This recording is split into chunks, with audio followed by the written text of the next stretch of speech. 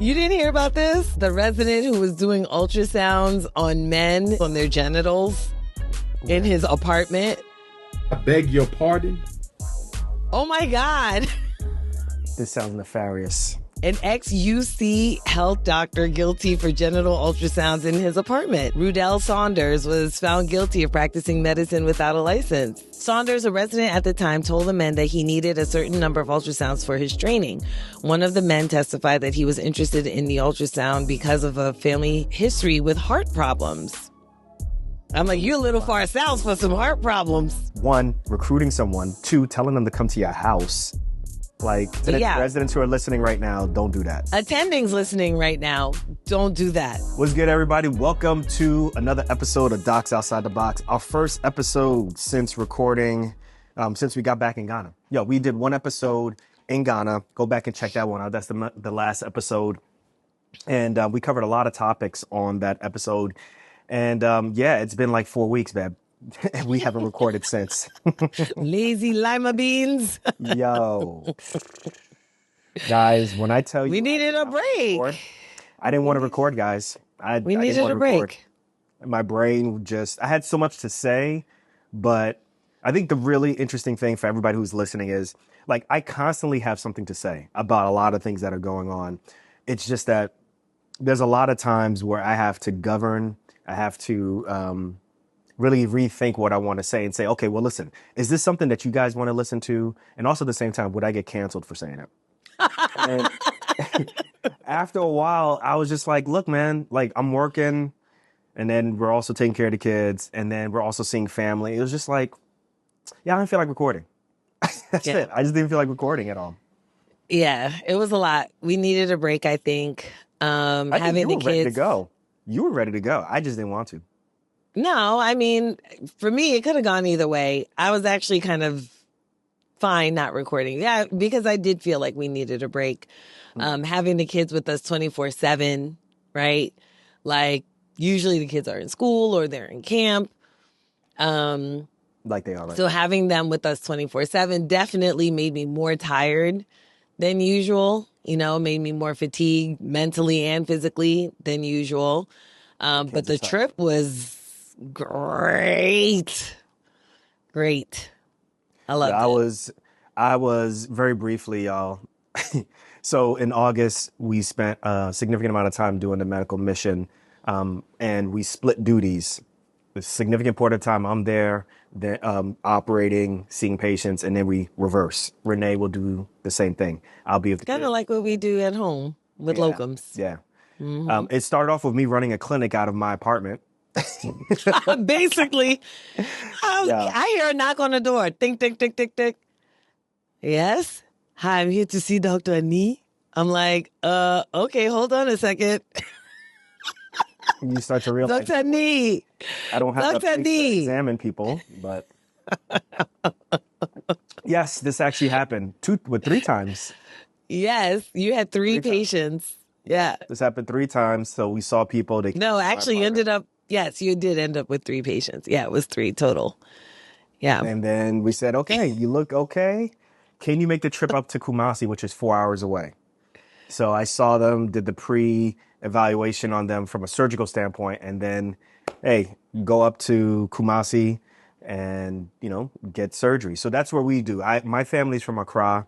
My mom is Ewe. My dad is Ga. So we're mainly in the Accra region.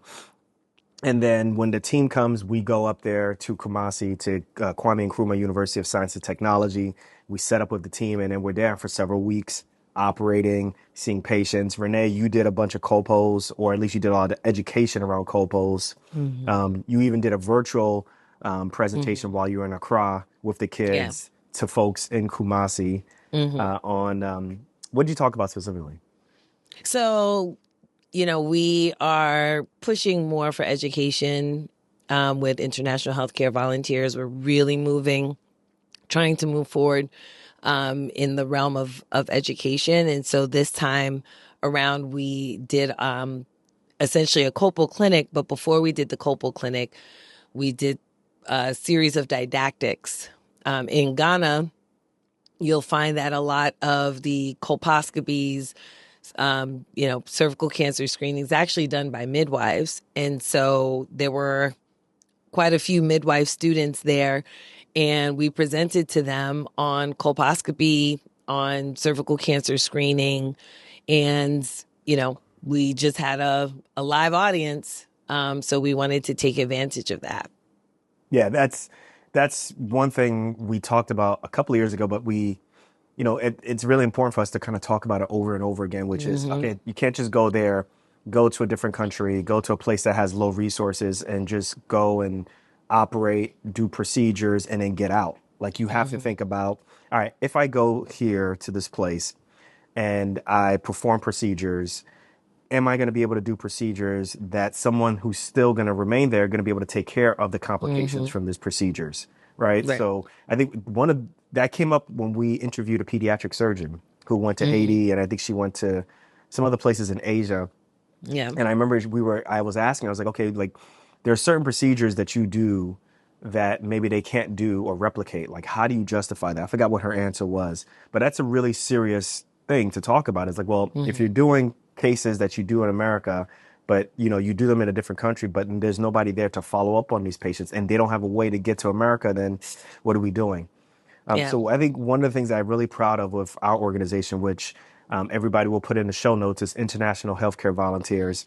We really focus on sustainability, and obviously the foundation of sustainability is education, Education. right? Yeah. Education. So doing lectures, and it's not just from us, receiving education from them, so that it's bi-directional. So they learn from us and we learn They from learn from them. them.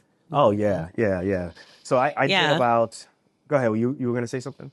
No, I was going to say, this past year, International Healthcare Volunteers announced that we are building a simulation center out in Cape Coast. So, if there are doctors out there who are interested in volunteering with the International Healthcare Volunteers, I would really urge you to do that, because again, we are an organization that is really, really serious about sustainability. It's not, it's not voluntourism, as people say, right? Where you go and you volunteer, but you're really just going to see what it's like. You just want to visit a country, which is fine if you want to do that. But if you're really into sustainability and wanting to see something through, International Healthcare Volunteers is the way to go. So Alfred will put that information on YouTube, and we'll put their information down in the show notes if you guys want to volunteer. Yeah. So from a general surgery perspective, what did I do? So my days usually started, I was up by like 6:45. I was at the hospital by 7:15, and usually we're operating by around 8:15, 8:30. I'm gonna be very honest with y'all guys. One thing that travels very well, whether it's the United States, whether it's on our mission trip, whether it's in other countries, is anesthesia, you know, F around time. So, um, that is one thing that So wait, translates to did every you country. actually start operating at 8:15? Sometimes even later than that. What do you mean sometimes even later? Yeah, yes, later, much later, no? Yeah. Yeah. And then that will cause us to operate late into the night, but it is what it is. So for you anesthesiologists out there who think that, man, like if I go to another country, like, will things be different? No, everything will be the same, right? Anesthesia All is this, the rate limiting step. oh my goodness, man. Damn. But we did Like, can everything we get the from patient in the room? we did everything from hernias. So we talk about ventral hernias, right? We're talking about hernias that people, like particularly with women, a lot of the ventral hernias that we're seeing are women who've had phalansteal incisions from C-sections. And then we're also seeing just ventral hernias, like umbilical hernias or like Swiss cheese type ventral hernias. And then we see the normal like inguinal hernias, right? And then they have like regular hernias that you see in the United States. Then they have what we call Ghana hernias, which are the hernias that are like all the way down to like literally their thigh. Yeah, So we're doing fisherman's. those. Yeah. Then we did a couple of thyroids. Now the thyroid surgeries, I'll be honest with y'all, we have a theme, and we've been doing this since I've got there. I haven't seen anything different. Whatever we do in the United States, we don't do. Excuse me. What we don't do in the United States, we don't do in Ghana, right? So me as a trauma surgeon, acute care general surgeon, I don't do thyroids. I did that in residency, maybe once or twice as an attending, but I don't do that as part of my practice. So the thyroids are usually done with, we assist the local surgeons there. Now, I'm gonna tell you something right now. The local surgeons there are cold. They are really good. They can operate them. I'd leave it to you like this. They're probably better trained than we are. They just don't. Some of them, a lot of them just don't have the access to the technology that we have. But in terms of like raw operating surgical skill, they're great because like they're here in the United States. The big thing is, okay, well, like, yeah, like I don't do thyroids because there's somebody who's specially trained to do thyroids, or there's someone who does, the adrenals. So they're really good at doing adrenals. They have specialization even in general surgery, but it's really few and far between.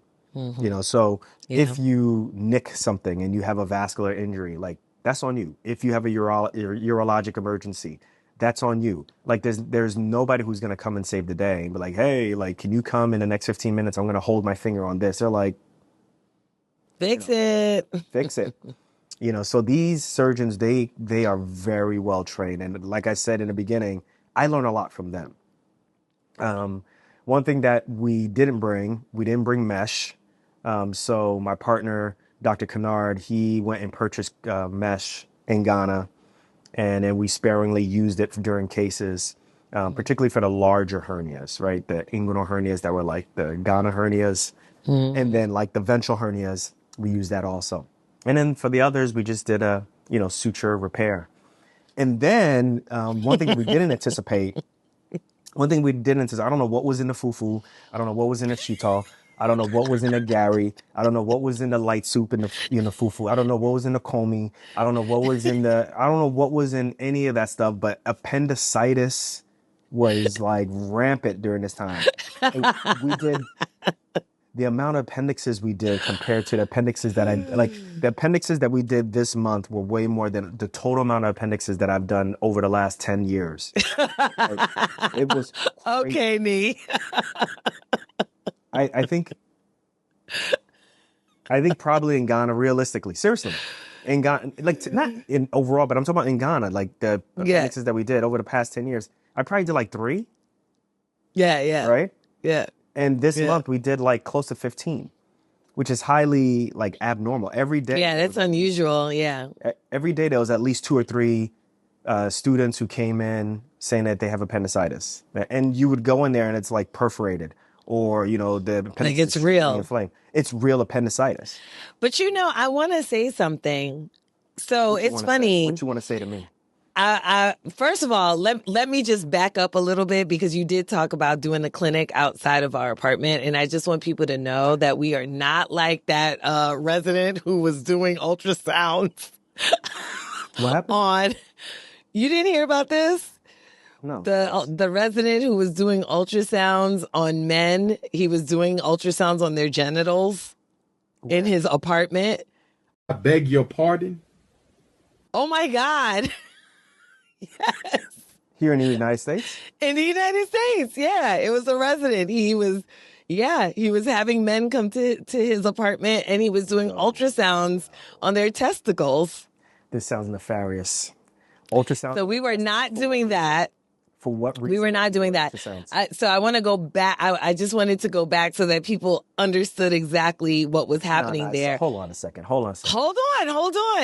And to say that one of the docs who is also on the mission trip was made aware that this gentleman was, in a lot of pain, and she didn't know whether or not he needed surgery. So she asked you to evaluate him so that he could know if he should take the 4-hour trip to Kumasi in order to get his surgery. So why you got to clarify that for? No, I need to clarify. Otherwise, people are going to be like, oh, I see what's going on over there.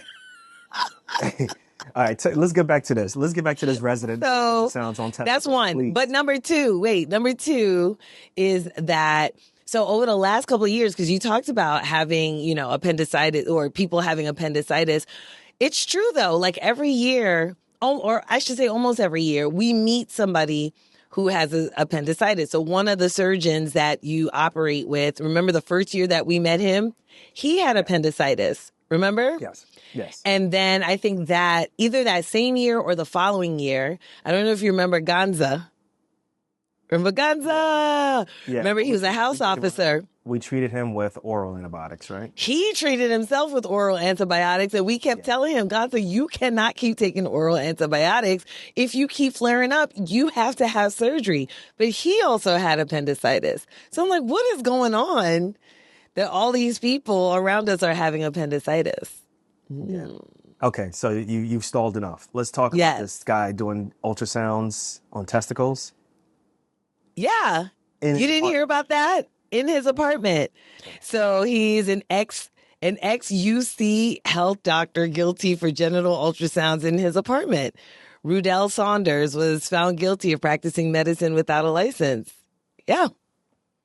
But why was he doing ultrasounds? I don't know. I don't know. I don't know.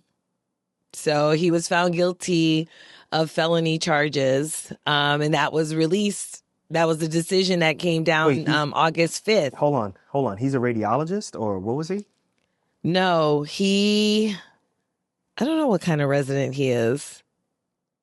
I'm not sure what kind of resident he is, what residency he was in. Yo, this is highly abnormal. And I think he's a resident. Was he a resident? Yeah. Saunders, a resident at the time, told the men that he needed a certain number of ultrasounds for his training. One of the men testified that he was interested in the ultrasound because of a family history with heart problems. I'm like, yo. I'm like, you're a little far south for some heart problems. Where was he finding these people from? So this is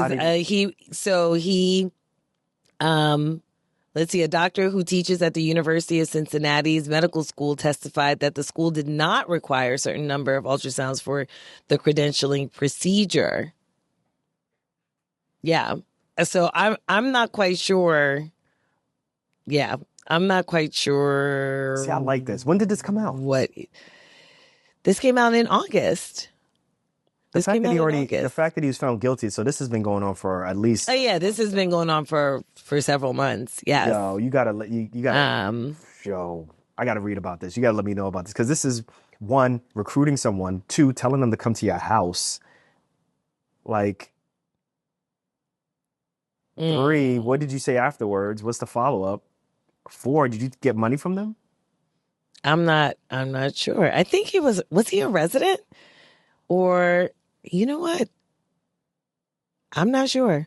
We'll have to delve a little bit deeper into this on another episode. But residents who are listening right now, don't do that. don't do that. Don't do that, please. Attendings listening right now, don't do that. Don't. That's what he call it. I don't. Yeah. Unless you have your practice set up and everything. Where did it occur? This is University of Cincinnati, so I'm assuming it was somewhere in Cincinnati. I like that though, because I like what he did, but I didn't have that on my radar at all. So I'm glad that you brought that up. Yeah. See, gotta be careful what you saying out here. Remember, you the one said that you were afraid of being canceled. Well, yeah. I mean, so let me just clarify, guys. Like, the patient was already pre-screened. The doctor sent them to my place to say, "Hey, can this person take the trip, or should they take the trip up?" Right. Right. Went up there, and then we operated. He did get his surgery. He got his surgery in a medical facility. So I just wanted to make that clear. We're not out in Ghana just randomly picking people. So okay. Yeah. So as for my own experience, I only went for about 3-4 days. So you went a little bit longer than me. I actually only really went for 3 days. But when I got there was a continuation of the Copal clinic that we had started. And so I got to see a couple of patients from there. There weren't as many patients as we would have liked to have seen. Again, that's, kind of logistical and resource kind of those things come into play. But what was nice about that time was that even though we didn't have that many patients, we did have the resident as well as two house officers who I worked with a little bit more closely. So I was able to give them kind of education on colposcopy, what the colposcopy is for, what you're looking for, doing the screening, when to take a biopsy, when not to take a biopsy, what happens after you get the results from the biopsy. So that was really, really good. We ended up using a really, I guess, highly digitalized camera colposcopy, which is, I guess it was donated by someone at some point. So it wasn't equipment that we actually had come with. The problem was that there just wasn't enough resource in order for the residents and the house officers to be trained on it. So we contributed to that, to their training on it. And then I did 3 open cases. And one was a lot of fibroids. So I did a myomectomy. And thank goodness for my training because, man, let me tell you, she had a lot of fibroids, a whole lot of fibroids. And I think that, in the United States, a lot of people would have taken her uterus. A lot of people would not have taken the time to do the myomectomy. So we did the myomectomy. She had very little blood loss, thankfully. And it was a really good case. It was a really good case. So it's, I did the myomectomy because I was trying to give her a chance. She's 36 years old and she never conceived. So I was just trying to give her a chance to be able to have a baby. So we'll see. We'll see what happens. Hopefully in a year, you get some good news from her. So yeah, we'll see. Yeah. Mm-hmm. Now, one thing I do want to mention. So in the evening time, we would go back to, there's a dorm or like a hostel that we would stay at, and we would eat dinner there. And that was the time where we would just talk. It's me, another surgeon. There's OB there. There's an OB fellow there. OB onco. What is it? Gynonc fellow that was with us. We had a pediatrician that was with us. We had a nurse practitioner that was with us. Our team is very diverse. And like during those times, we would just go and eat dinner, and we'd eat and have fun and talk and stuff. And one thing that I noticed that I do is, particularly for the residents who are leaving, or people who are just about to become attendings, one of them was asking me like advice as to like what they should do when they first start working and stuff. And like, I don't know why, but I just didn't feel like talking about like the financial stuff. But I was really kind of talking about like, okay, when you first get to a hospital, like you got to be really careful about the politics, because small town politics versus large city politics are really different, right? Like people think like the smaller the town, the easier it is. And I'm like, slow down. No, actually, the smaller the town, the worse the politics. And at least the more exposed you can be. The more, they can do a lot of things to you. I've seen people get really bad consequences from like not learning how to read the room, not understanding the geopolitical stuff that's going on in the hospital. You coming in as a new hot shot, X, Y, and Z, and people in these small towns like, this is their bread and butter, right? Everybody knows everybody. Everybody knows everybody. You got to be careful what you say and so forth. And then one thing that we were talking about also was like training, right? Like somebody had asked me like, man, like, do you think that surgery training should be longer? Like general surgery training should be longer than 5 years. And I was like, that's a really good question. It's a really good question. I went off on a little bit of a tangent, but I do think that one of the things that we struggle with general surgery training is, okay, you have an 80-hour work week, right? Are we getting enough training? Are the residents getting enough training and also at the same time abiding by a work week? You know my thoughts already, and I know me and you differ just a little bit, but I understand. I actually don't know your thoughts on that. Well, so we both agree that this is you're because you're in an academic situation, right? Whether you're at a community-based hospital or you're at a at a large hospital, it's an educational experience. Even though you're a PGY1 postgraduate person, right? The training is just what it is. It's training, it's education. But I feel like making them focus on or really adhering to an 80-hour work week, you're not really preparing them for the real world because the real world, there is no 80-hour work week, right? You just work, right? It's like, being a pilot. It's, like they train and then when they go and they work, there are strict work hours for them Right. when they work, when they're done training and so forth. That doesn't exist in medicine, right? But I think you are of the standpoint of, well, if they're in training, then yeah, there should be restrictions on how long and how often they're training, how many hours they're working for and so forth. I just feel like, I'm like, well, I get it. But you put them out there in the field and it's like, well, sorry, sis, but Well, there's no 80-hour work week here. So so that's I'm, hold on. Let me finish my yeah, point. go ahead. Go ahead. So that's one thing that I brought up. I was like, well, the amount of cases, the amount of exposure, the variety of things that you see, that's really limited, right? Because if your shift ends, during the day shift at 4 o'clock, or 5 o'clock, or 6 o'clock, and all of these great cases come in at nighttime, the old school way is you lived at the hospital, hence why it was called residency. You resided at the Right. damn hospital. So there's a whole bunch of a whole bunch of cases that you would be normally doing are gone. And I'm not just saying that from a get off a lawn standpoint. I was also a product of the 8-hour work week. But I remember, like, yeah, I would do a day shift and then I come back the next morning. It's like, yo, you missed this case, you missed this X-lap, you missed this gunshot wound. You're like, damn, man, I missed all this stuff.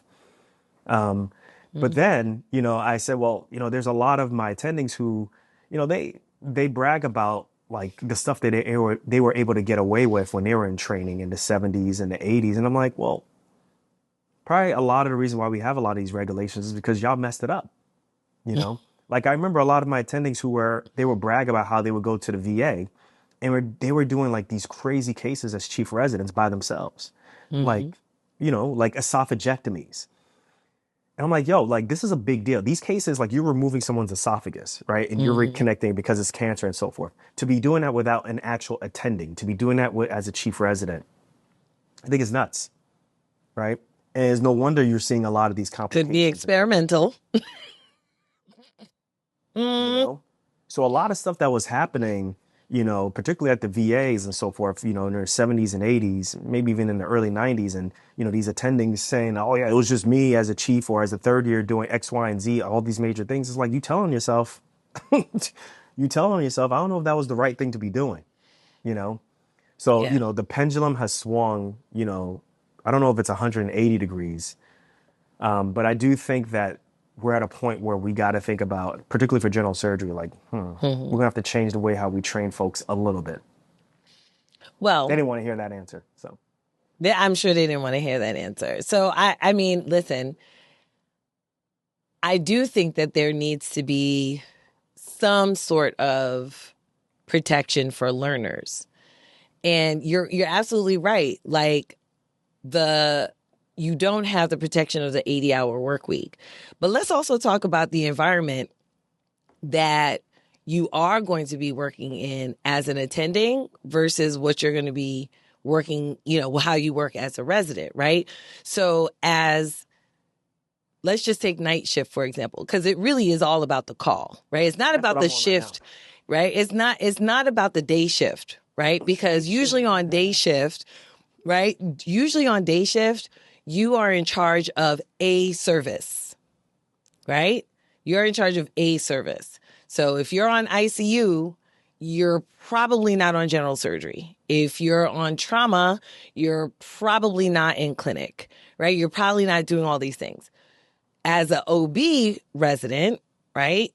If I'm, day shift, and if I'm on OB, I'm not on gynonc.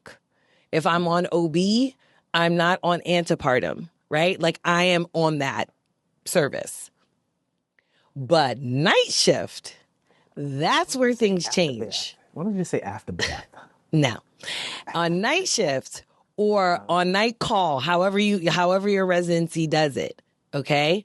When you are on call at night, you are over all of the services, right?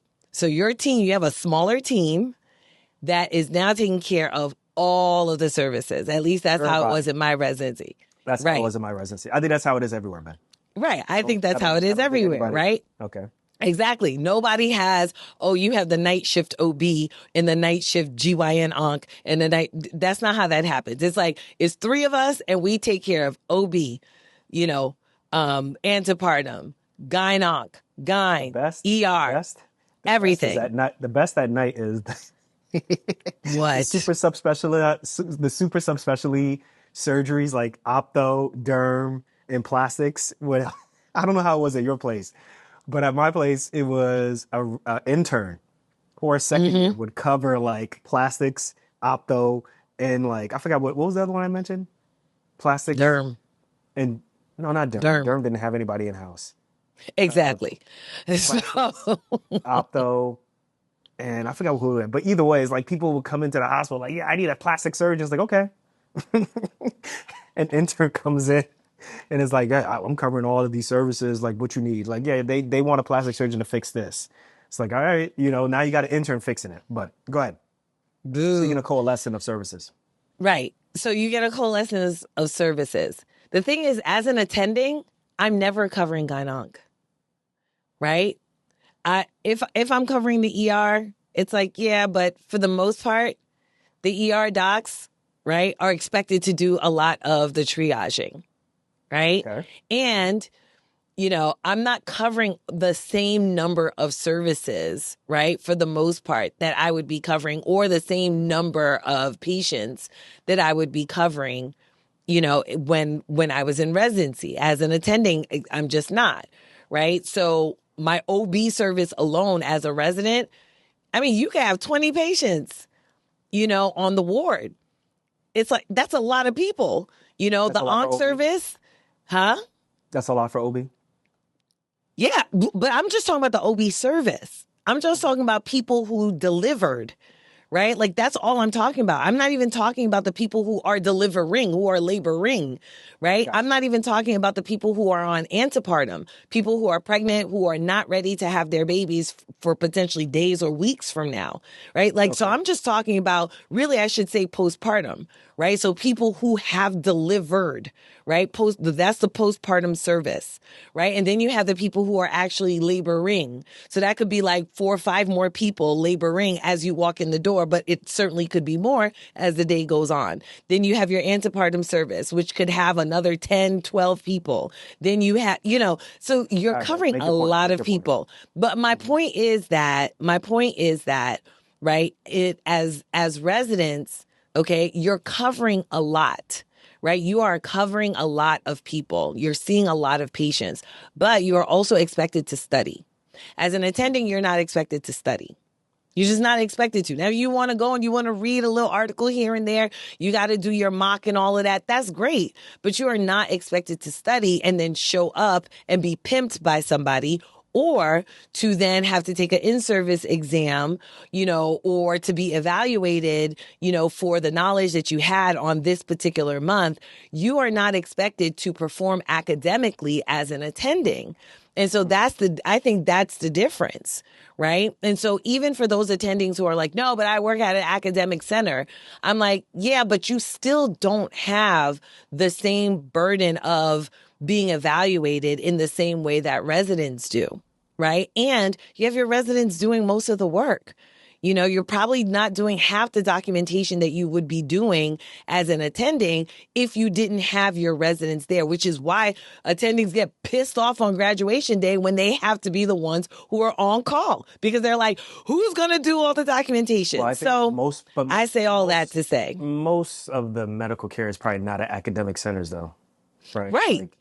Right. Most of the time, most of the things are at either community hospitals or suburban hospitals, places that may, if they have residents, it's a small amount. But I get what you're saying. I think you make really good points. It's just, I don't know what the answer to all this stuff is. So I don't know. Well, but I think, you'll learn as you talk about that. Yeah. I think when you graduate, herein lies the problem. You know me. I think I've told this story on the podcast before, is that when I graduated from residency, right, I'd done a ton of C-sections. So I knew how to do C-sections, but you never feel ready to do it by yourself. You just don't.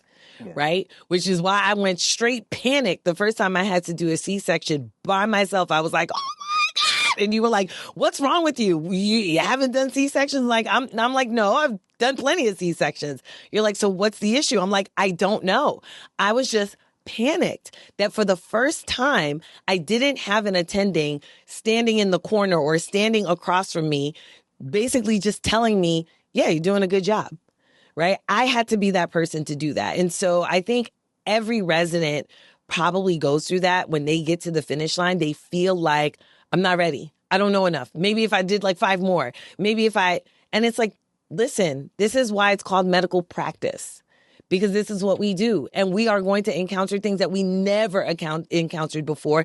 No matter how much time we spend in residency, there are going to be things that we never encounter until the 15th year of practice. I mean, you can't stay in residency 15 years before you go and encounter that thing. Sorry. I'll tell you right now. You're never going to feel prepared. There are times when I stay a little bit extra because I need to see some cases that I haven't done in a long time, because it's just part of my medical practice. I need to know how to do these things. And that's practice. Skills, whether it's colonoscopy, EGDs, or even doing some type of colon resection. I'm like, okay, I just got to make sure I'm staying on top of that. That's just the way how medical practice works. It's a very interesting thing to think about, where, most other places, they keep track of your hours, whatever it may be. Not so much in medicine afterwards. Yeah. And I don't know if that's a good thing or if that's a bad thing, but I think we're not going to answer that question. Yeah. We're not gonna be I think we're not going to answer that question. Yeah. So, but I also think it's not about the hours. I think it's not, or I should say, it's not just about the hours.